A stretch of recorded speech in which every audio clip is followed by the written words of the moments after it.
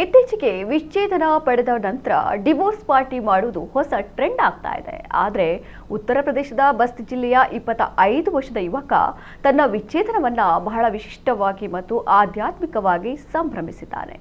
ಯೋಗೇಶ್ ಎಂಬ ಯುವಕ ತನ್ನ ಹಳಸಿದ ದಾಂಪತ್ಯ ಜೀವನಕ್ಕೆ ಕಾನೂನುಬದ್ಧವಾಗಿ ಅಂತ್ಯ ಸಿಕ್ಕಿದ್ದಕ್ಕೆ ದೇವರಿಗೆ ಕೃತಜ್ಞತೆ ಸಲ್ಲಿಸಲು ಈ ವಿಶಿಷ್ಟ ವ್ರತ ಕೈಗೊಂಡಿದ್ದಾನೆ.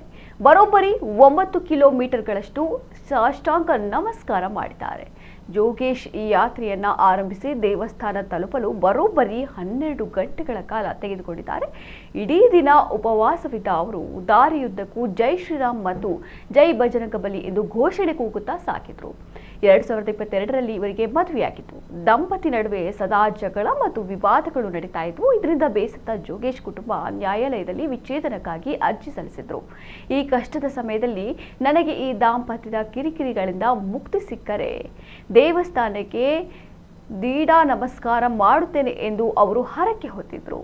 ಜನವರಿ 2026ರಲ್ಲಿ ವಿಚ್ಛೇದನ ಪ್ರಕ್ರಿಯೆ ಪೂರ್ಣಗೊಂಡ ನಂತರ ಈಗ ಅವರು ತಮ್ಮ ಹರಕೆಯನ್ನು ತೀರಿಸಿದ್ದಾರೆ.